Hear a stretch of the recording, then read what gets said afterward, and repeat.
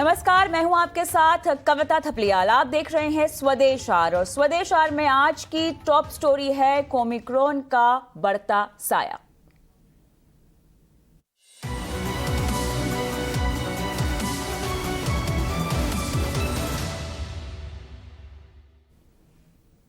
और सबसे पहले हम बात करेंगे शेयर बाजार में आज हुई गिरावट की। बाजार में आज भारी गिरावट हमने देखी। आखिरी घंटे में हल्की रिकवरी के बावजूद निफ्टी 371 अंक गिरकर 16,614 के स्तर पर बंद हुआ है। सेंसेक्स और निफ्टी बैंक भी करीब 1200 अंक टूट गए। किन शेयरों और सेक्टर्स में आज हमने सबसे ज्यादा बिकवाली देखी है, तमाम डिटेल्स देनी है हमारी सहयोगी पूजा त्रिपाठी। आज बाजार में भारी बिकवाली देखने को मिली। निफ्टी इंट्राडे में 500 अंक तक गिरा और 16,500 के भी नीचे फिसला। इसके अलावा सेंसेक्स में अगर बात करें तो 1800 अंक तक की गिरावट यहां पर देखी गई है। ओमिक्रॉन के टेंशन और कमजोर ग्लोबल संकेतों के बीच बाजार में आज भारी बिकवाली देखी गई। सबसे ज्यादा कमजोरी थी मेटल, रियल्टी, बैंक और फाइनेंशियल शेयरों में। आज सबसे ज्यादा कमजोरी देखी गई और सभी सेक्टरल इंडेक्स आज लाल निशान में ही कारोबार कर रहे थे। निफ्टी की बात करें तो 370 अंक गिरावट यहां पर देखने को मिली। सेंसेक्स में करीब 1200 अंकों की गिरावट और बैंक निफ्टी में भी करीब 1180 अंकों की गिरावट देखी गई है। निफ्टी में लेकिन कुछ ऐसे भी स्टॉक्स थे जो कि आज हरे निशान में थे। उसमें टॉप गेनर था सिप्ला। अच्छी खबर के चलते इनके एक इंजेक्शन को अप्रूवल मिल चुकी है यूएस एफडीए की तरफ से। उसकी वजह से आज करीब 3 से 4% तक की तेजी भी सिप्ला में देखी गई। उसके बाद एचयूएल और डॉक्टर रेड्डीज भी हरे निशान में ही आज कारोबार कर रहे थे। गिरने वाले शेयरों में BPCL, Tata Steel, Tata Motors, IndusInd Bank ही आज के टॉप लूजर थे। मेटल शेयरों में आज भारी गिरावट देखी गई, जिसमें कि टाटा स्टील तो है, इसके अलावा सेल, जिंदाल स्टील, हिंडाल्को, यहाँ पर भी आज काफी ज्यादा कमजोरी थी। रियल्टी शेयरों में भी दबाव दिखा, जिसमें कि डीएलएफ, आईवी रियल, ओबरॉय रियल्टीज, प्रेस्टीज एस्टेट्स, यहाँ पर काफी ज्यादा दबाव देखा गया। बैंक निफ्टी के जो शेयर्स थे वो भी कमजोर थे, जिसमें कि बंधन bank, RBL bank, IDFC first bank और फेडरल बैंक, ये कुछ ऐसे निजी बैंक थे मिड कैप स्पेस के जहां पर की कमजोरी थी। और आज हमने देखा कि जो ओमिक्रॉन की टेंशन चल रही है उसके चलते आज अनलॉक थीम वाले जो शेयर थे वो भी टूटे हैं, जिसमें कि आईआरसीटीसी, इंडिगो, इंडियन होटल्स और ईज माई ट्रिप, ये कुछ ऐसे स्टॉक्स हैं जहां पर की भारी गिरावट देखी गई है। चलिए, ये तो आज का कारोबार हुआ, लेकिन आखिर बाजार में गिरावट की क्या वजह रही? क्या सिर्फ ओमिक्रॉन ही वजह थी या कुछ और भी? तमाम डिटेल्स और बाजार में गिरावट के पीछे वजह समझा रहे हमारे सहयोगी डिम्पी कालरा।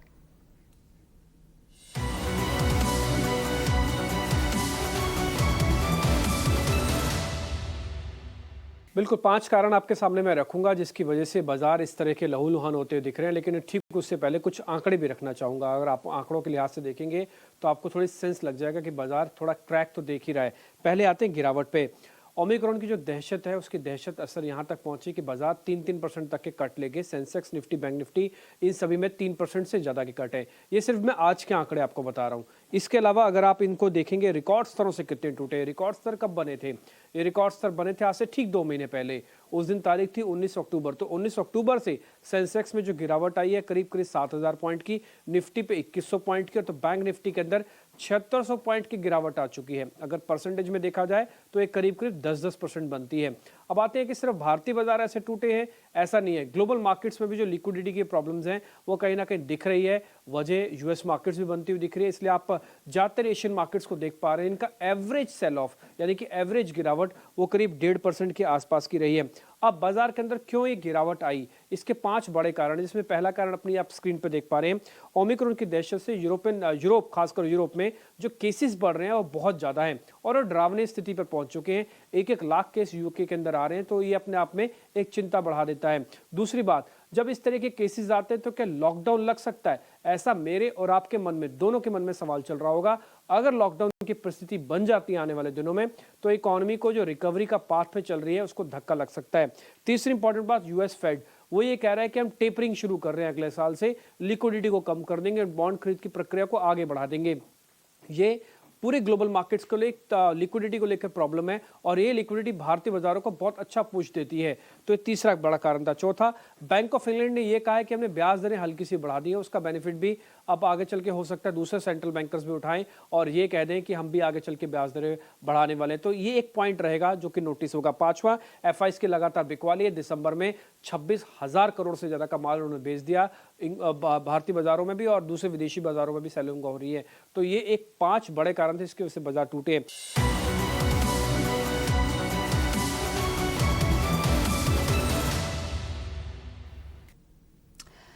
तो बाजार के लिए ओमिक्रॉन कितना बड़ा खतरा है और बाजार अब यहां से किस ओर मुड़ेगा? ET नाउ और ET नाउ स्वदेश के मैनेजिंग एडिटर निकुंज डालमिया ने बात की अल्केमी कैपिटल मैनेजमेंट के CEO, डायरेक्टर और CIO हिरेन वैद से।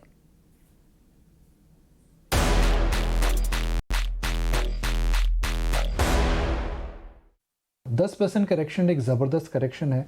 सब की उम्मीद ये थी कि एक लास्ट हुरा शेयर बाज़ार में बचा है और शेयर बाज़ार का जो अच्छा साल है, good year will become a grand year, but now it is becoming slightly subdued in the month of December. Why is that? तो सही बात है, सबको ये लगता है कि अगर पिक्चर अच्छी शुरुआत हुई तो एंडिंग भी अच्छी होनी चाहिए, बट मार्केट्स का ऐसा कुछ कहा नहीं जा सकता। मार्केट अपने चाल से चलती है। मेरे हिसाब से आई थिंक 2 चीज हुई। एक तो ये ओमिक्रॉन वायरस का जो नया वेव शुरू हुआ, खैर सबको ये लग रहा था कि ठीक है 2 वेव देख लिए तो तीसरा वेव भी देख लेंगे, इतना कोई इम्पैक्टफुल नहीं होना चाहिए। और इसमें ये इम्पोर्टेंट है कि ये इम्पैक्टफुल है या नहीं है वो अलग बात है, लेकिन गवर्नमेंट्स जो हैं वो पैनिक नहीं करनी चाहिए। अगर उन्होंने वापस रिस्ट्रिक्शंस लगा दिए जोर से तो फिर वापस सेंटिमेंट थोड़ा सा खराब हो सकता है। तो मुझे लगता है कि ओमिक्रॉन की वजह से थोड़ा सा सेंटिमेंट एक खराब हुआ है। दूसरा, मुझे लग रहा है कि जिस तरीके से फेड बहुत ही हॉकिश हो गया, पहले बहुत ही डविश था, फिर बहुत ही हॉकिश हो गया, और ये सब जब भी चीजें होती हैं तो मैक्रो मूव्स बड़े आते हैं, तो कोई ये देखता नहीं है कि आपके फंडामेंटल्स क्या हैं क्या नहीं है। और जनरली ऐसे जो टर्न होते हैं, मैक्रो टर्न्स, वो एक कारण बन जाती है कि जहां जहां ओवर वैल्यूएशन है वहां पे, और जहां पे से थोड़ा स्पेक्युलेटिव फर्वर ज्यादा है वहां पे करेक्शन आ जाता है। तो मुझे लगता है वही हो रहा है, बट मेरे हिसाब से बुल मार्केट इंटैक्ट है। ये हर एक बुल मार्केट में सीवियर करेक्शंस आते हैं बीच में, जो लोग पेशेंस और कन्विक्शन टेस्ट करते हैं। तो ये मेरे हिसाब से वही है। It is going to test our patience and conviction, but मेरे मन में कोई ऐसा संदेह नहीं है। मेरे हिसाब से बुल मार्केट इंटैक्ट है, करेक्शन आ रहा है, और वजह अपन करेक्शन की वजह अपन कोई भी ढूंढ सकते हैं, और हमेशा किसी ना किसी कारण को हम बकरा बनाते हैं, but fact of the matter is that कि एक करेक्शन की जरूरत थी और वो करेक्शन हो रहा है। हिरेन, अचानक फॉरेन इंस्टीट्यूशनल इन्वेस्टर्स काफ़ी सेलिंग कर रहे हैं, तो ऐसा क्यों हो रहा है? और अगर एफआई सेलिंग चलती रही तो हो सकता है खराब दिसंबर के बाद खराब जनवरी भी हो। कुछ कह नहीं सकते। एफआई तो काफी टाइम से बेच रहे हैं। मेरे हिसाब से एफआई अभी क्या है, कोई एक व्यक्ति या कोई एक होमोजीनियस इन्वेस्टर नहीं है। इसमें लॉन्ग ओनली इन्वेस्टर भी हैं, हेज फंड्स भी हैं, और बहुत सारा पैसा अभी ईटीएफ्स में भी आता है, जो वैल्यूएशन ना देखता है आने के समय, ना वैल्यूएशन देखता है जाने के समय। वो जो कॉल लेते हैं वो मैक्रो कॉल लेते हैं। तो आई थिंक एक जो मेरे हिसाब से जो एफआई की सेलिंग है वो एक adjustment, global asset allocation adjustment हो रहा है, कि सबको लग रहा है कि नहीं अब लिक्विडिटी थोड़ी सी इंक्रीमेंटली टाइट हो जाएगी, इंटरेस्ट रेट्स बढ़ जाएंगे। तो जो इमर्जिंग मार्केट को अक्सर लोग रिस्क एसेट्स कहते हैं ग्लोबल लेवल पे, तो वहां पे से थोड़ा सा एलोकेशन हट सकता है।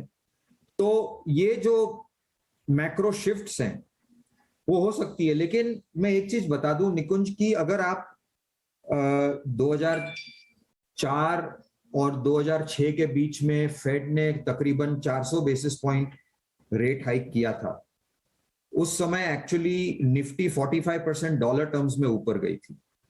और दूसरा जब भी उन्होंने किया था टेपर टेंट्रम की बात शुरू हुई थी 2013 में, लेकिन फाइनली जाके इंटरेस्ट रेट बढ़ाए उन्होंने 2016 से लेके 18 में, और 2016 से 18 में जब रेट बढ़ाए तब भी निफ्टी ने और ग्लोबल इक्विटी मार्केट्स ने पॉजिटिव रिटर्न दी थी, क्योंकि जनरली जो इंटरेस्ट रेट बढ़ता है वो जब इकोनॉमी स्ट्रांग होती है तब बढ़ता है। तो मेरे हिसाब से ये एक एडजस्टमेंट पीरियड हो जाने के बाद मुझे लगता है कि ये बुल मार्केट वापस रिज्यूम होगी, and you know we have to go through this, we don't have a choice, right? So you have to be very clear why you are invested and for what reason and in what stocks you are invested. And once you are very clear about why and in what stocks you are invested, then this is all part and parcel of the game.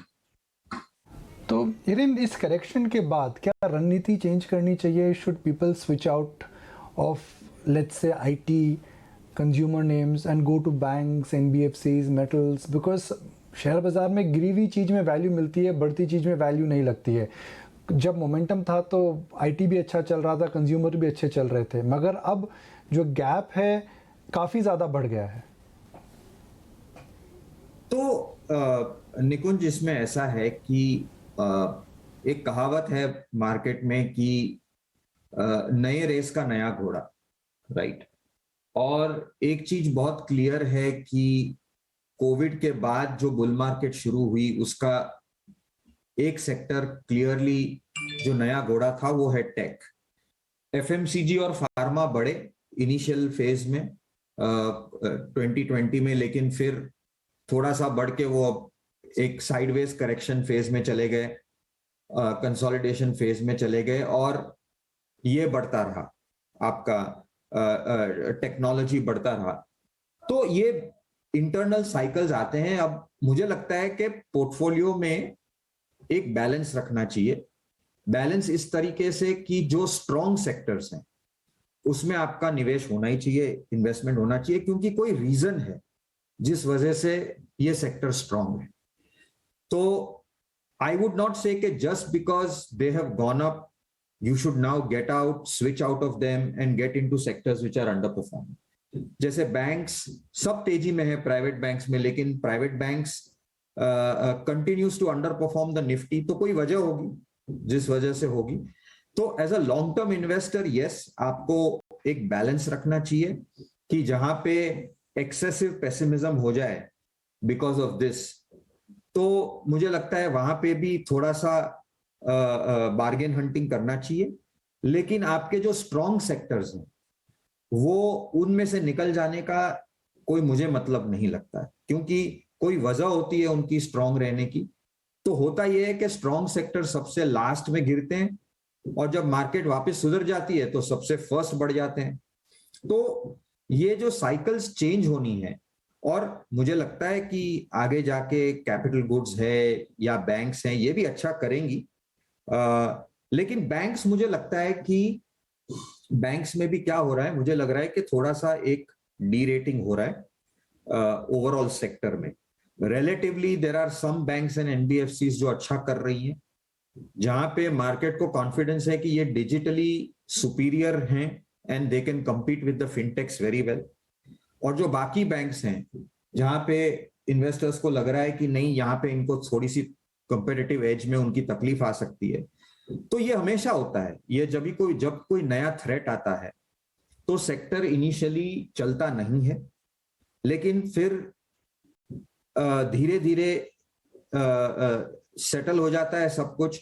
तो ये जो fintech का डर है वो भी मुझे लगता है 6-12 महीने में सेटल हो जाएगा, और फिर इसमें कंपटीशन तो है ही, रिलेटिव विनर्स और लूजर्स भी होंगे, और फिर उस हिसाब से नेक्स्ट साइकिल में बैंक्स भी चलेंगे।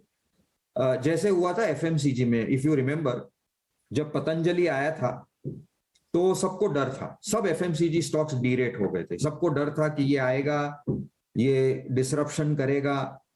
और अगर आपको पता है तो I think a good 12 months, 12-15 महीना एफएमसीजी स्टॉक्स नहीं चले, और पतंजलि आया, उसने अपना डिसरप्शन किया, उसने 10,000 करोड़ की टर्नओवर कर ली, अब सब सेटल हो गया, अब कोई बात नहीं करता, अब कोई डरता नहीं है।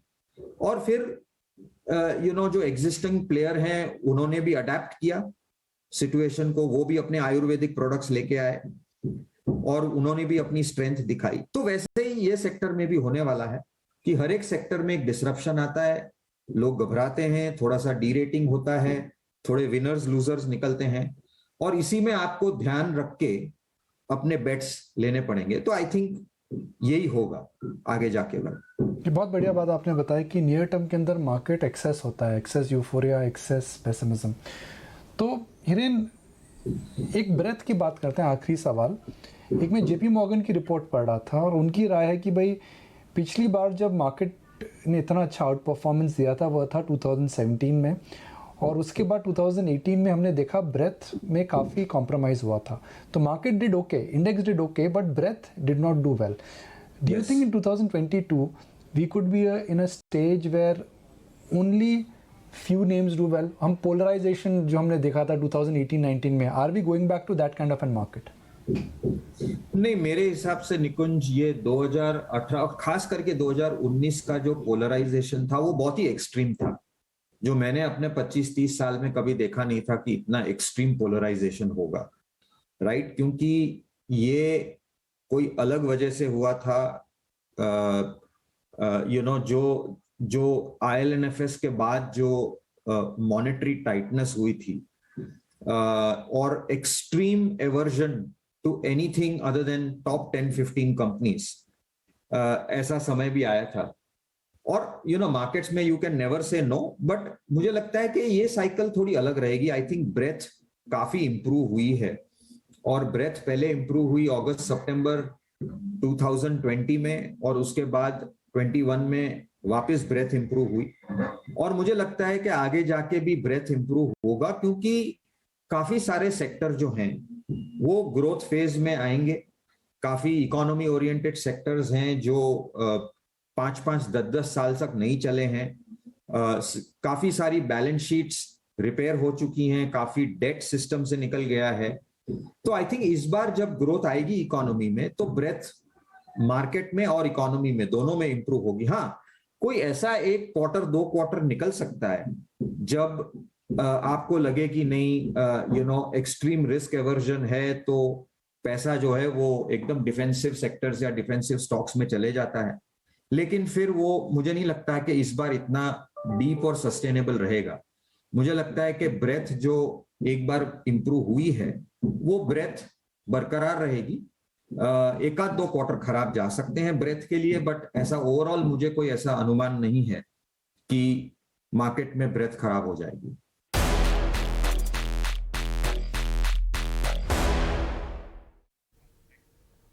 चलिए, तो इस एक्सक्लूसिव बातचीत के बाद आगे बढ़ते हैं। 7 एग्री कमोडिटी वायदा पर तत्काल प्रभाव से वित्त मंत्रालय ने रोक लगा दी है। इस खबर पर डिटेल्स के साथ हमारे सहयोगी विश्व मोहन हमारे साथ जुड़ गए हैं। विश्व मोहन, ये बताएं कि कौन कौन सी एग्री कमोडिटी हैं जिन पर रोक लगाई गई है और बैन के पीछे आखिर क्या वजह हो सकती है?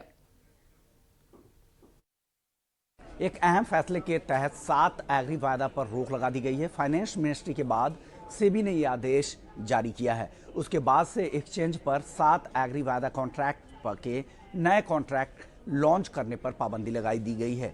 इनमें जो 7 कॉन्ट्रैक्ट हैं वो गेहूं के हैं, पैडी के नॉन बासमती सेगमेंट वाले हैं, दलहन में मूंग और चना है, तिलहन में मस्टर्ड है, सोयाबीन के सारे डेरिवेटिव प्रोडक्ट्स है और साथ ही क्रूड पाम तेल है। इन सभी पर अगले 1 साल तक के लिए पाबंदी लगा दी गई है। हालांकि चना और सरसों ऐसे कॉन्ट्रैक्ट थे जिनमें पहले ही से ही पाबंदी है, लेकिन अब ये साफ हो गया है कि अगले 1 साल तक इन सभी कॉन्ट्रैक्ट में कोई भी नए प्रोडक्ट लॉन्च नहीं किए जाएंगे। हालांकि जिनकी पोजीशन पहले से ही इन कॉन्ट्रैक्ट्स में अगर हैं तो वो अपनी पोजीशन को काट सकते। तो एक अहम फैसला कमोडिटी वायदा बाजार को लेकर। हालांकि अगर इसके असर की बात करें तो कमोडिटी डेरिवेटिव पार्टिसिपेंट्स है वो काफ़ी नाराज़ है। उनको लगता है कि स्टेक होल्डर्स की राय ली जानी चाहिए, अचानक से इस तरह के फैसले नहीं लिए जाने चाहिए।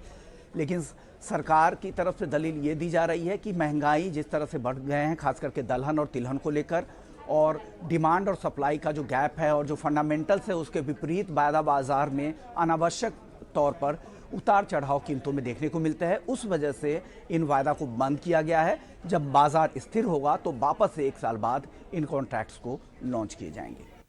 शुक्रिया विश्व मोहन। हिंदुस्तान यूनिलीवर ने एक बार फिर से अपने प्रोडक्ट्स की कीमतों में 7 से 10% तक का इजाफा कर दिया है। त्योहारी सीजन के बाद पिछले 3-4 महीनों में बड़ी एफएमसीजी कंपनियों के साथ साथ एचयूएल ने भी लगातार अपने प्रोडक्ट्स की कीमतों में बढ़ोतरी की है। तमाम डिटेल्स दे रही है हमारी सहयोगी कृतिका अरोरा। हिंदुस्तान यूनिलीवर ने एक बार फिर अपने कुछ प्रोडक्ट्स के प्राइसेस दिसंबर में बढ़ा दिए हैं और ये प्राइस राइज 7 to 10% की रेंज में है दिसंबर के लिए। तो कंपनी पिछले 3-4 महीनों से अपने प्राइसेस लगातार बढ़ा रही है क्योंकि वो इनपुट कॉस्ट को वो खुद फेस कर रही है, वो उसको कस्टमर्स को पास ऑन करना है।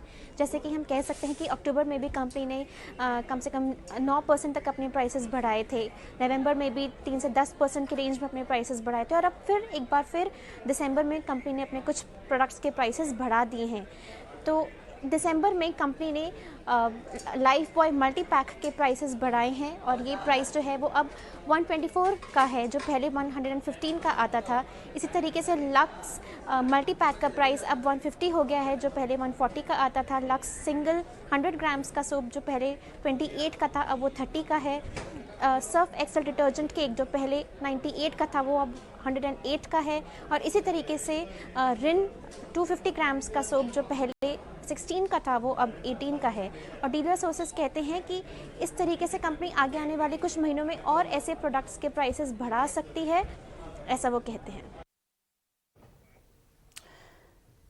सरकार आगामी बजट में सस्ते घरों की खरीद पर दी जा रही छूट को जारी रख सकती है। अफोर्डेबल हाउसिंग के लिए होम लोन पर फिलहाल 1.5 लाख रुपए की छूट मिलती है। इस एक्सक्लूसिव खबर पर तमाम डिटेल्स दे रहे हैं सहयोगी प्रकाश प्रियदर्शी। देखिए, बजट से पहले वित्त मंत्रालय को जितने भी मंत्रालय हैं वित्त मंत्रालय को अपने सुझाव भेजते हैं, अपनी सिफारिशें भेजते हैं। उसमें अर्बन डेवलपमेंट मिनिस्ट्री ने भी अपनी सुझाव पर चर्चा शुरू कर दी है, एक प्रस्ताव तैयार किया है जिसमें हाउसिंग फॉर ऑल 2022, जैसा कि आपको पता है सरकार अगले साल तक हर किसी को घर देना चाहती है, लेकिन उसमें अभी भी आवेदन आ रहे हैं राज्यों की तरफ से। लिहाजा सरकार पीएम प्रधानमंत्री आवास योजना जो शहरी है उसको 1 साल के लिए और बढ़ा सकती है। बजट में इसका ऐलान हो सकता है और 1.5 लाख रुपए जो कि अफोर्डेबल हाउसिंग के लिए जो कि टैक्स छूट का फायदा अभी मिल रहा था उसको भी जारी रखा जा सकता है ताकि लोग अफोर्डेबल हाउसिंग की तरफ जाएं और रियल एस्टेट कंपनियों को इसका फायदा हो। साथ ही साथ इसके अलावा सरकार जो है जो पीएम स्वनिधि योजना है उसको भी 1 साल तक बढ़ा सकती है, उसका ऐलान बजट में हो सकता है ताकि क्योंकि ओमिक्रॉन का खतरा है, लिहाजा जो लोग इससे प्रभावित हो या हो सकते हैं उनको इसका फायदा मिले। सोर्स हमें बता रहे हैं कि अर्बन डेवलपमेंट मिनिस्ट्री ने प्रस्ताव तैयार कर लिया है और इसी महीने वित्त मंत्रालय को भेजा जाएगा। अगली खबर भी आपके हाउसिंग सेक्टर से जुड़ी हुई है। 2021 में मुंबई में प्रॉपर्टी सेल रजिस्ट्रेशन के आंकड़ों ने 10 साल का रिकॉर्ड तोड़ दिया है। जनवरी से अप्रैल के बीच घरों की सबसे ज्यादा बिक्री हुई है। क्या है पूरी खबर, समझा रही है हमारी सहयोगी खुशबू तिवारी। रेजिडेंशियल मार्केट के लिए ये साल काफ़ी बेहतरीन रहा है। खास तौर पे मुंबई की बात करें तो यहाँ एक नया रिकॉर्ड बना है। नवंबर तक जितने घरों की बिक्री हुई है या जितने रजिस्ट्रेशन हुए हैं उसका डेटा बताता है कि यहाँ 1 लाख का आंकड़ा पार हो चुका है। इससे पहले अगर हम देखें कि रिकॉर्ड बिक्री कब हुई थी, वो 2018 में हुई थी जब 80,000 के आसपास की यूनिट्स बिक्री हुई थी। अगर हम दिसंबर की बात करें तो दिसंबर के पिछले 3 हफ्तों में ही अब तक 5,000 से ज़्यादा की यूनिट्स की बिक्री हो चुकी है। और नवंबर में भी अगर देखी जाए तो तकरीबन 7,500 यूनिट्स बिके हैं, जो पिछले साल की जब अगर तुलना करें तो थोड़ा कम ज़रूर है नवंबर में, क्योंकि पिछले साल जो स्टैम्प ड्यूटी थी वो सिर्फ 2% थी। उसके बावजूद जब स्टैम्प ड्यूटी नहीं कम हुई है, स्टैम्प ड्यूटी बढ़ी हुई है, तब भी जो बिक्री है उसमें एक लगातार तेज़ी देखने को मिली है। अगर इस साल की बात करें तो इस साल जनवरी, फरवरी, मार्च और अप्रैल इन 4 महीनों में सबसे ज़्यादा बिक्री देखने को मिली है। तब 10,000 से ज़्यादा इन 4 महीनों में घरों की बिक्री हुई है। ख़ास तौर पे कोविड के बाद लोगों ने बड़े घरों की ओर शिफ्ट किया है, उनका रुझान बड़े घरों की ओर देखने को मिला है। हालांकि नवंबर में जो 58% घर बिके हैं वो 1 करोड़ के नीचे वाले घर ही हैं। वोटर आईडी को आधार कार्ड से जोड़ने वाला चुनाव कानून संशोधन बिल लोकसभा से पास हो गया है। कानून मंत्री किरण रिजिजू ने कहा है कि चुनाव सुधारों के लिहाज से ये बिल काफी अहम है। हर बार आप वोटिंग डालने का आपका विंडो खुला है। फिर जेंडर न्यूट्रल, पहले तो उसमें दी वाइफ लिखा है, यानी कि हस्बैंड अगर कहीं सर्विस कर रहे हैं तो अगर वो सर्विस वोटर है तो उसको वाइफ को मौका देगा, लेकिन अगर वाइफ काम कर रहे हैं तो हस्बैंड का प्रावधान नहीं था, तो हमने उसको स्पाउस करके जेंडर न्यूट्रल किया है। तीसरा है इलेक्शन प्रेमिसेस एक्विजिशन के लिए एक एक्सपांड करने का व्यवस्था था, उसको दायरा को थोड़ा सा बढ़ाया। लेकिन मुख्य रूप से जो आधार को इलेक्टोरल रोल का साथ लिंकिंग है, ये मैंडेटरी नहीं है, ये एक वॉलंटरी है और ये ऑप्शनल है, और इससे एड्रेस पता करने में और आपका नाम अगर एक इलेक्शन में आपका वोटर लिस्ट 4-5 जगह में है तो आप 4-5 जगह में तो वोट नहीं करेंगे ना, एक ही जगह करेंगे। तो नकली वोटर, फर्जी वोटर या आपका जो फेक वोटिंग होता है, इसको रोकने में ये आज का जो बिल है ये बहुत बड़ा काम करेगा। भारत में ओमिक्रॉन वेरिएंट के मामले लगातार बढ़ते हुए अब 167 के पार जा चुके हैं। आज एक दिन में कुल 11 मामले सामने आए हैं और ओमिक्रॉन के कुल मामलों पर नजर डालें तो सबसे ज्यादा 54 केस महाराष्ट्र में डिटेक्ट हुए हैं, जबकि राजधानी दिल्ली में 24, तेलंगाना में 20, कर्नाटक में 19, राजस्थान में 17, केरल में 15, गुजरात में 11, पश्चिम बंगाल में 4 मामले सामने आए हैं, जबकि आंध्र प्रदेश, चंडीगढ़ और तमिलनाडु में ओमिक्रॉन के एक केसेस मिले हैं। एम्स के डॉक्टर रणदीप गुलेरिया ने ओमिक्रॉन के बढ़ते मामलों के बीच चेतावनी दी है कि देश को किसी भी हालात का सामना करने के लिए तैयार रहना चाहिए। We should prepare. We hope that things should not be that bad. We need more data because data is still not there and the cases are still few. But whenever there is a surge happening in other parts of the world, we have to monitor it closely and be prepared for any eventuality. So it's better to be prepared than to be caught off guard. Europe और अफ्रीकी देशों में Omicron के तेजी से बढ़ते मामलों को देखकर भारत सरकार की चिंताएं भी अब बढ़ गई है। यही वजह है कि सरकार ओमिक्रॉन के रिस्क वाले देशों की लिस्ट की समीक्षा करने जा रही है। सूत्रों के मुताबिक एट रिस्क वाले देशों की सूची में सरकार कुछ और देशों के नाम भी जोड़ सकती है। तमाम डिटेल्स दे रहे हैं हमारे सहयोगी समीर दीक्षित। दुनिया भर में ओमिक्रॉन यानी कोविड के नए वेरिएंट के बढ़ते मामलों को देख भारत सरकार में चिंता बढ़ गई है। यही वजह है कि सूत्र ये बता रहे हैं कि इस हफ्ते यूनियन हेल्थ मिनिस्ट्री और साथ ही एविएशन मिनिस्ट्री एक अहम समीक्षा बैठक करने जा रहे हैं और समीक्षा बैठक का एजेंडा यही है कि जो अभी एट रिस्क कंट्री की जो लिस्ट है, जो सूची है, उस पर पुनर्विचार किया जाएगा और माना जा रहा है कि कुछ ऐसे मुल्क जहां पर ओमिक्रॉन के केसेस में लगातार भारी बढ़ोतरी देखी गई है, वहां पर मामले कहीं ज्यादा दर्ज हो रहे हैं, तो ऐसे कंट्रीज को एट रिस्क कैटेगरी में डाला जा सकता है। और सूत्र ये बता रहे हैं कि इसमें विशेषकर यूरोपियन कंट्री के देश शामिल हैं, खासकर जैसे कनाडा है, वहां पर भी लगातार केसेस में बढ़ोतरी देखी गई है। तो ऐसे मुल्क को, देश को इस एट रिस्क कैटेगरी में डाला जा सकता है। दरअसल भारत सरकार की ये एट रिस्क जो सूची है देशों की, ये वो है कि अगर अंतर्राष्ट्रीय इन देशों से कोई भारत आता है तो उनको भारत आने पर एक प्रोटोकॉल का पूरे तरीके से पालन करना होगा, टेस्टिंग बाकायदा करानी होगी, आरटीपीसीआर टेस्ट की रिपोर्ट पहले से देनी होगी, सर्विलांस टेस्ट, ट्रेसिंग, ये जो मेथड है इसको बहुत इसका कड़ाई से पालन करना होगा। तो एट रिस्क कंट्री को लेकर के सरकार का ये एक अहम समीक्षा बैठक होने जा रही है। माना जा रहा है कि इस सूची में पुनर्विचार करने के बाद में कुछ देश शामिल किए जा सकते हैं। फिलहाल जो भारत की सूची है उसमें तकरीबन 12 से 13 देश शामिल है, जिसमें चाइना, न्यूजीलैंड, मॉरिशस, घाना ऐसे देश शामिल हैं। और हेल्थ मिनिस्ट्री के मुताबिक ये एक डायनेमिक लिस्ट है जिसमें हाल ही में सिंगापुर को एट रिस्क कैटेगरी से हटाया गया था, लेकिन कई देश इसमें अब आने वाले वक्त में जुड़ सकते हैं। फिलहाल भारत में 154 से ज्यादा ओमिक्रॉन के मामले दर्ज किए गए हैं, लेकिन सरकार कोई भी चूक नहीं करना चाहती है और जो स्थिति है उस पर नियंत्रण बरकरार रखना चाहती है। और दिल्ली में ओमिक्रॉन कोरोना के बढ़ते मामलों के बीच सीएम अरविंद केजरीवाल ने स्वास्थ्य विभाग के अधिकारियों के साथ बैठक की है, जिसके बाद उन्होंने केंद्र सरकार से बूस्टर डोज देने की मांग की। मेरी केंद्र सरकार से निवेदन है कि जो लोग 2 डोज ले चुके हैं उनको बूस्टर डोज देने की इजाज़त दी जाए, ताकि लोगों के अंदर लोग और सेफ हो सकें। दिल्ली में अब हमारे पास पूरा इंफ्रास्ट्रक्चर है। अगर बूस्टर डोज केंद्र सरकार अलाउ करेगी तो सबसे पहले हम अपने हेल्थ वर्कर्स को दे देंगे और फिर बाकी जनता को बूस्टर डोज दे सकते हैं।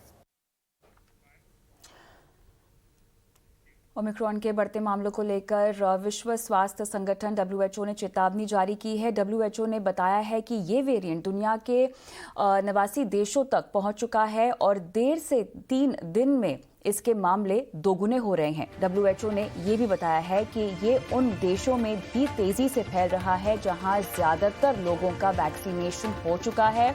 आपको बता दें कि ओमिक्रॉन की मार सबसे ज्यादा ब्रिटेन पर पड़ी है, जहां ओमिक्रॉन के कुल मामले 37,101 के पार पहुंच चुके हैं। डरावनी बात यहां पर यह है कि 19 दिसंबर को एक दिन में ही इसके 12,133 नए केसेस मिले हैं।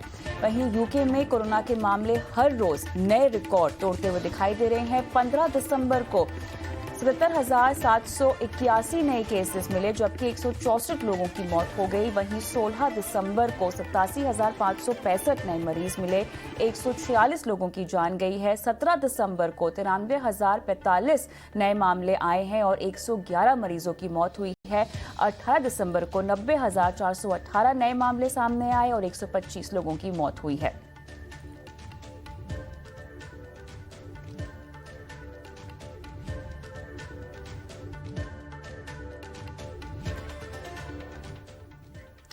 दिल्ली एनसीआर की एयर क्वालिटी में आए सुधार को देखते हुए commission on air quality management ने लगी पाबंदियों में छूट देने का फैसला किया है। कमीशन ने कंस्ट्रक्शन इक्विटी और यहां पर आपको बताएं कि ट्रकों की एंट्री पर लगी रोक को हटाने का आदेश भी जारी कर दिया है। पूरी खबर दे रहे हैं हमारे सहयोगी अभिमन्यु शर्मा। दिल्ली एनसीआर में स्थगित कंस्ट्रक्शन एक्टिविटी के लिए यह काफी राहत की खबर है, क्योंकि commission for air quality management in Delhi NCR ने कंस्ट्रक्शन और डिमोलिशन पर लगाई गई रोक हटा दी है।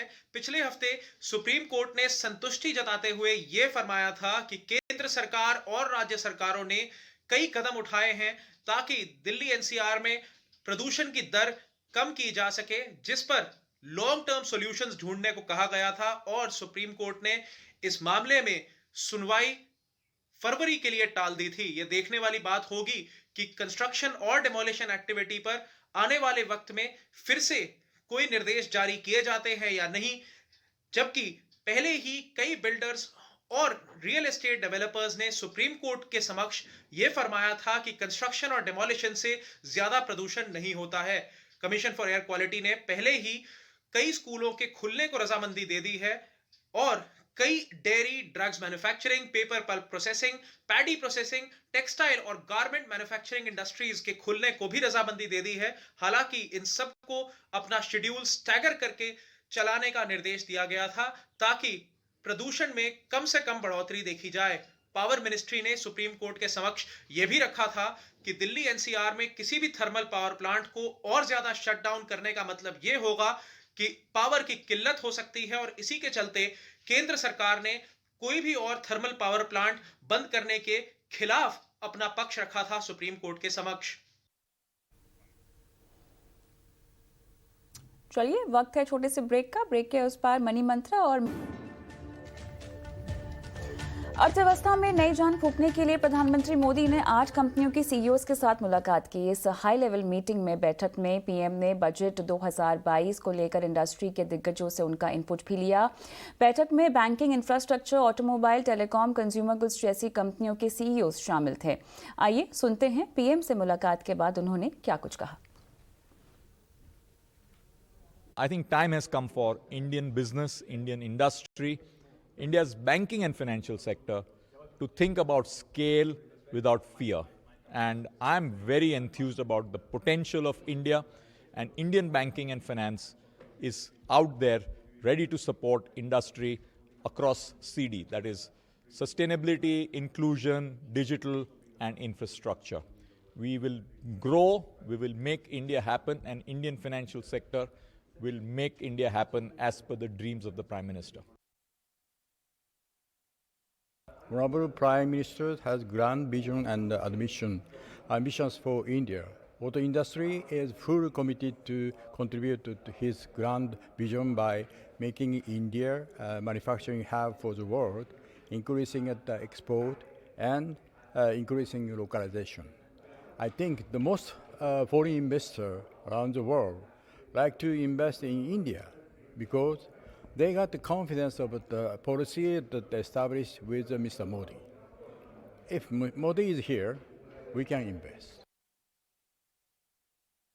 His focus on research, innovation, his belief in the capacity that India has to step way beyond where we are. And he has laid out a very clear vision statement saying that in every sector, in every industry, in every area that we are, we should be in the top 5 in the global rankings, and if possible, number 1. That kind of attitude, that kind of tone from the top, I think will energize the country to go way beyond our current success and strive for something much more. The whole interaction today was about how do we take India forward. And I think it was a wonderful interaction. It was open and we could freely communicate our thoughts. And PM is a very patient listener. So with his patience and his keenness to take this country forward, his suggestions, comments, his expansive thinking and his vision fills us with a very strong sense of confidence that India will move ahead very strongly in the coming decade. The interaction with the PM was very interesting, very positive, very encouraging. He heard all of us out very patiently for over almost 2 hours and heard about all the issues and problems and also the opportunities that corporates like us talked about in our respective sectors. And then at the end, he spoke about the opportunities in India, what his expectations were from corporate India, that he wanted Indians and corporate India particularly to be courageous and step forward to take advantage of the massive opportunities that exist in India right now. Mr. Prime Minister has a great vision. He has a grand vision, great vision, and whatever is happening right now, all our future generations will be indebted to his great vision. It is not only the way he's running the country, but the way he has helped the country to come out of these very difficult pandemic situations. One, he has come out with a lot of decisions on PLIs, decisions on industry, and most important is that his vision has derived.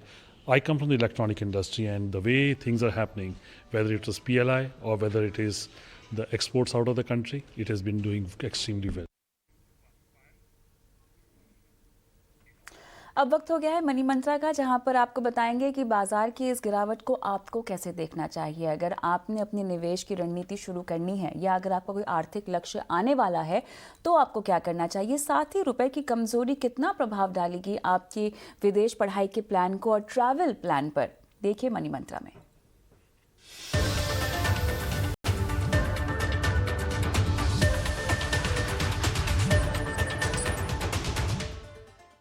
ये बताएं, रुपए की दशा और दिशा जो कमजोरी की चपेट में जाती हुई दिखाई दे रही है, उसके पीछे क्या वजह है? एक बहुत इंपॉर्टेंट चीज जो सबको देख रहे हैं कि जो FII आउटफ्लो हो रहा है, अगर हम सिर्फ दिसंबर महीने की बात करें तो रफली अराउंड 26,000 करोड़ का आउटफ्लो ऑलरेडी हो चुका है इस महीने, और ये हाईएस्ट आउटफ्लो हुआ है इस पूरे साल में। बट इसमें चिंता की कोई बात नहीं है, बिकॉज हर साल ये ईयर एंडिंग होता है मेजर इकोनॉमीज के लिए, तो ये आउटफ्लो ऑलवेज एक्सपेक्टेड होता है। कपल ऑफ इनफ्लोज जो हम एक्सपेक्ट कर रहे थे वो थोड़ा पुश आउट हो गए हैं। मे बी अगले महीने में लार्ज IPOs आर एक्सपेक्टेड, तो वो IPOs के इनफ्लोज विल बी देयर। दूसरी इंपॉर्टेंट चीज हाईलाइट करनी जैसी कि पॉलिसी डाइवर्जेंस काफी ज्यादा है। अगर आप US फेड की बात करें तो US फेड काफी हॉकिश हो चुके हैं all of a sudden towards rate hike. तो अगर 2023 की बात करें, उन्होंने ऑलरेडी कह दिया है कि 3 रेट हाइक की ओर बढ़ रहे हैं। टेपरिंग को ऑलरेडी $15 बिलियन से डबल करके 30 बिलियन कर दिया है। लेकिन दूसरी तरफ देखें तो चाइना रेट रिड्यूस कर रहा है, सो काफी बड़ा पॉलिसी डाइवर्जेंस है। अगर हम बैंक ऑफ इंग्लैंड की बात करें तो बैंक ऑफ इंग्लैंड ने अनएक्सपेक्टेड रेट हाइक कर दी, जबकि सब सोच रहे थे कि ओमिक्रॉन वायरस वहां पे सबसे ज्यादा पनप रहा है, लेकिन उसके बावजूद 10 बेसिस से 25 बेसिस उन्होंने रेट हाइक कर दी। तो पॉलिसी डाइवर्जेंस दूसरा चीज है। तीसरी चीज है चाइनीज युआन। अगर हम चाइनीज युआन की ओर देखें तो अराउंड 6.34, अगर हम डॉलर CNH देखते हैं तो 6.34 से ऑलमोस्ट 6.39 आ गया है। तो चाइनीज युआन की जिस तरह से वो मूव होता है डॉलर रुपी क्लोजली, उस तरह उसे भी ट्रैक करना चाहिए। इनफ्लोज जैसे मैंने कहा एक्सपेक्टेड है, बट कुछ फॉरवर्ड्स भी हमारे, अगर हम आरबीआई का डेटा देखें तो रफली $45 बिलियन वर्थ फॉरवर्ड्स आउटस्टैंडिंग है। और दूसरी ओर फॉरवर्ड्स के कौन है, एक्सपोर्टर्स हैं या फिर कैरी ट्रेडर्स हैं। और जो इम्पोर्टेंट 73, 75, 80 के आसपास काफी स्टॉप लॉसेस ट्रिगर होने के बाद हमने एक मूव देखा टूवर्ड 76.30। सो पॉलिसी डाइवर्जेंस, दूसरी बात चाइनीज युआन, तीसरा एफआईआई आउटफ्लोज। सिर्फ रुपया ही कमजोर नहीं हो रहा है, हफ्ते की जो शुरुआत बाजार ने की है उसमें भी हमने गिरावट ही देखी है। आखिरी घंटे में हल्की रिकवरी के बावजूद निफ्टी 371 अंक गिरकर 16,614 के स्तर पे बंद हुआ है और हमने देखा कि करीब 1200 अंक की गिरावट यहाँ पे आती हुई देखी है। और करेंसी तो हमने आपको बताया लगभग 20 महीने के गिरावट पर कारोबार कर रही है। अर्णव जी, ये गिरावट जो हमने देखी है आज, कितनी बड़ी चिंता है? मेरे हिसाब से अगर आपने ड्यू प्रोसेस फॉलो किया हुआ है, आप गोल बेस्ड इन्वेस्टिंग कर रहे हो, आप रेगुलर इन्वेस्टिंग कर रहे हो, तो आपको तो ये कोई चिंता का कारण है ही नहीं। तो ये साफ कर देना है कि अगर आप रेगुलर निवेश कर रहे हो, आप एक प्लान के मुताबिक निवेश कर रहे हो, तो आपके लिए कोई भी फॉल आता है तो आपको इससे कोई घबराने की कोई जरूरत नहीं है, क्योंकि इसका बेनिफिट आपको ही मिलने वाला है। क्योंकि जैसे जैसे आपका नया निवेश आता जाएगा, वो एक अच्छे लेवल्स पर आपके म्यूचुअल फंड में हो या डायरेक्ट स्टॉक्स में हो या किसी और में हो, तो अच्छे वैल्यूज पे आपको वो आपका इन्वेस्टमेंट मिलेगा। दूसरी बात यह है कि मान लीजिए कि आपने कोई प्लान के बिना निवेश किया हुआ है, तो फिर आपको ये देखना है कि किस प्रकार से आप एक प्लान के मुताबिक जाए और अपना जो पूरा पोर्टफोलियो है उसको देखे कि कहां पर आपने ज्यादा रिस्क लिया हुआ है और क्या इसमें सुधार हो सकता है। क्योंकि देखिए, जो स्थिति हमने पिछले 1.5-2 साल में देखी, जहां पर एक overall rise in the market था, जहां पर सभी चीजें बढ़ रही थी, मेरे हिसाब से 2022 में और आगे जाते हुए इस प्रकार का एक ओवरऑल जो राइज है वो आपको देखने को नहीं मिलेगा। इसीलिए आपको एक तय रणनीति के हिसाब से निवेश करना होगा, स्पेसिफिकली ये देखकर कि जो आप अपने पोर्टफोलियो में ला रहे हैं चीजें, वो उसकी वैल्यू क्या है और वो आपके प्लान के मुताबिक कहां फिट होती है।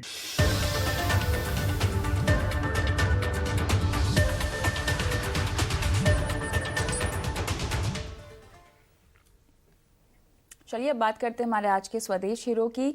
इंजन के बाद गाड़ी का वो अहम हिस्सा होता है टायर, जिसे हम भले ही नज़रअंदाज करते हो मगर है सबसे ज़रूरी पार्ट, क्योंकि टायर ख़राब है तो मुसीबत तय है। यानी सफ़र का मज़ा तो टायर ही तय करते हैं। और ऐसी ही एक बड़ी कंपनी है सीएट, जो अपने टायर के लिए मशहूर है और उसे हमने आज चुना है अपना स्वदेश हीरो।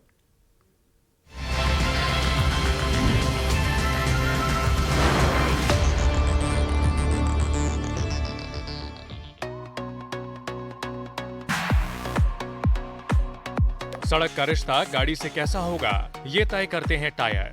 अगर खराब हुए तो समझो सफर परेशानियों भरा तय है। ऐसी मुसीबतें ना हो, इसके लिए मजबूत और बेहतर टायर बनाने में माहिर हैं सीएट, जिस पर लोगों का सालों से भरोसा है।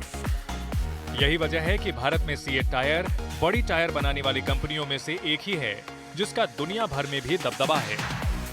भारत में सीएट के अंबरनाथ, हलोल, नागपुर, चेन्नई और नासिक में टायर बनाने के प्लांट हैं, जिनकी रोज 1.5 लाख टायर बनाने की क्षमता है। कंपनी के पास 7,500 से ज्यादा परमानेंट कर्मचारी, 4,500 से ज्यादा एक्टिव टायर डीलर्स और 30,000 से ज्यादा सब डीलर हैं। कंपनी सालाना करीब 3.5 करोड़ टायर बनाती है, जिसके 300 से ज्यादा डिस्ट्रीब्यूटर 600 से ज्यादा जिलों को कवर करते हैं। सीएट 130 से ज्यादा देशों में एक्सपोर्ट करता है। कंपनी की कमाई की बात करें तो पिछले साल कंपनी ने 7,600 करोड़ से ज्यादा की कमाई की, जिसमें 400 करोड़ से ज्यादा का मुनाफा है। कंपनी अपनी कमाई का 2% रिसर्च एंड डेवलपमेंट पर खर्च करती है और पिछले साल इनोवेशन पर 104 करोड़ रुपए खर्च कर चुकी है। कंपनी अपनी कमाई का 33% ट्रक के टायर से, जबकि 30% पैसेंजर कार के टायर से कमाती है। सीएट के नाम एक और उपलब्धि है और वो ये कि देश की सबसे तेजी से बढ़ने वाली कंपनी है और गुड वर्क प्लेस वाली कंपनियों में 35वें नंबर पर है। सीएट टायर्स किफायती दामों पर मजबूत और क्वालिटी वाले टायर बनाती है। और ट्रैक्टर टायर की रेंज में सबसे लोकप्रिय है। इसलिए हमने चुना है सीएट टायर्स को आज का स्वदेश hero.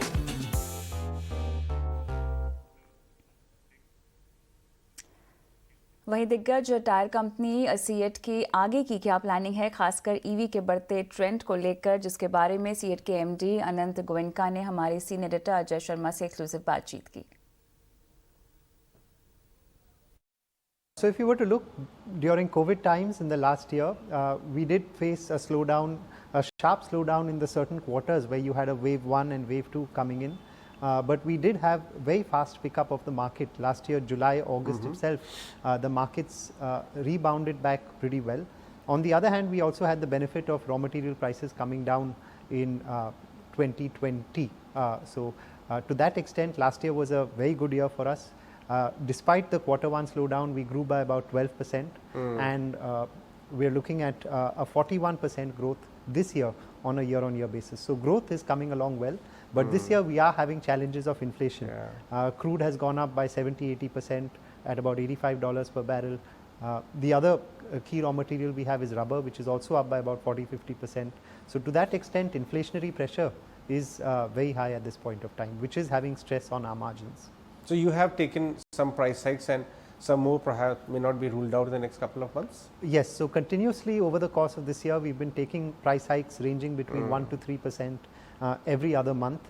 We have done so in the month of November as well, in some amount in December, and we will need to continue for the rest of the year. How's the reception in the market? Is the demand buoyant enough to get all of that absorbed, or it's still slightly on the weaker side?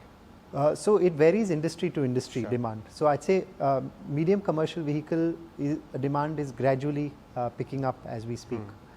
On the passenger car side, particularly on the automobile manufacturer space, they are facing the issue of chip shortage at this point of time. And on the two-wheeler side, there is a clear slowdown in terms of demand, whether it is because of rural demand being low, late harvest season, some amount because of COVID impact, where they had to dig deep into their pockets for the medical challenges that have come in, and also maybe people waiting for the exciting new EVs that are coming in. So there is a shift and wait for these new products that are launching. Right. So you know, industry watchers say that almost 50% of the thousands of auto ancillary companies which are operating in our country right now may not be in business over the next 5, 7, 10 years. But one sector which is kind of insulated by that is tires, because EVs also require tires, perhaps a different composition and sleeker or whatever, but EVs do require tires. How are you working with your EV clients, and give us some insights, because you've been ahead of the curve. You may be interacting with them at the design stage of their vehicles, right? So how are things as they stand? Yes, we are fortunate to be one of the auto comp players that are not getting impacted to that extent, but there is a clear technology change that is happening between your ICE vehicles to EV vehicles, even with respect to tires. So if you look at the electric vehicle, it is far heavier. The weight of the battery makes the weight of the tire much more, which has an impact on the weight carrying need for the tire. The second is the noise. That component of the engine in an ICE vehicle comes down to zero when you move to an EV, and therefore the ratio of noise of the tire goes up to nearly 25-30% of the noise of the vehicle. So you have to work towards low noise technology. And then the nature of the vehicle itself is towards sustainability, towards clean energy, and therefore your tire also has to be made out of materials which are clean. It has to be low rolling resistance, which means it has to take up less battery power or better fuel efficiency. So the merger of these three technologies is what we are working on: more weight carrying capability, lower noise, and more sustainable. And we will be launching our energy drive vehicle, which is going to be our electric vehicle shortly for the car segment. Or for the two-wheelers, we have already launched. We believe also there is an order for progression that will happen in the case of electrification of vehicles. So first there will be e-rickshaws, which have already got electrified. Then you will have motorcycles and scooters, followed by government mandated buses and owned fleets, followed by cars, and then privately owned maybe trucks and buses. So we are very much focused on two-wheeler EVs. We are there with nearly 80-90% of the OEMs. आगे बढ़ेंगे। एक comic भला कितने की बिक सकती है? 20 रुपए, 50 रुपए या इससे थोड़ा और ज्यादा? लेकिन क्या आप अंदाजा लगा सकते हैं कि किसी कॉमिक बुक की ओरिजिनल कीमत हो केवल 10 सेंट लेकिन बिके 19 करोड़ से ज्यादा में? जी हाँ, ऐसा ही हुआ है सुपरमैन की एक कॉमिक के साथ। 10 सेंट की मूल कीमत वाली सुपरमैन की एक कॉमिक की जो नीलामी है वो लगभग 19 करोड़ 76 लाख में हुई है। क्या है ये पूरी खबर, देखिए। आपने अपने बचपन में कॉमिक बुक तो खूब पढ़ी होंगी। खासकर कॉमिक बुक उन लोगों को बहुत पसंद रही हैं जो 80 या 90 के दशक में पैदा हुए हैं। इनमें से बहुत से कॉमिक कैरेक्टर्स ऐसे रहे हैं जिन पर फिल्में भी बनी हैं। इन्हीं में से एक कैरेक्टर है सुपरमैन। सुपरमैन पर तमाम कार्टून, सीरियल और फिल्में भी बनी हैं। सुपरमैन को लेकर लोगों की दीवानगी में कमी नहीं आई है और दीवानगी का आलम ये है कि सुपरमैन पर छपी पहली कॉमिक बुक ऑनलाइन नीलामी में करीब 19 करोड़ 76 लाख में बिकी है। 83 साल पहले छपी इस कॉमिक बुक के जरिए दुनिया भर के बच्चों की फैंटेसी की दुनिया में सुपरमैन की एंट्री हुई थी। उस एडिशन की बहुत कम कॉपी बची हैं। बताया जाता है 1938 में सुपरमैन की कॉमिक बुक की हजारों कॉपियां छपी थी, लेकिन अब केवल लगभग 100 कॉपियां ही बाकी बची हैं जो अलग अलग कंडीशन में मौजूद हैं। जिस कॉमिक बुक की नीलामी अब हुई है वो इस समय सबसे अच्छी कंडीशन वाली कॉमिक बुक में से एक है। वैसे ये पहली बार नहीं है। 2019 में भी Harry Potter and the Philosopher's Stone के फर्स्ट एडिशन की एक दुर्लभ कॉपी करीब 23.8 लाख रुपए में बिकी थी, जबकि जिसे 1997 में सिर्फ 1 पाउंड यानी करीब 94 रुपए 35 पैसे में खरीदा गया था। ET नाउ स्वदेश। चलिए इसी के साथ स्वदेश आर में आज के लिए इतना ही। मुझे भी इजाजत दें, लेकिन खबरों की तमाम अपडेट के लिए बने रहें ET नाउ स्वदेश के साथ। नमस्कार।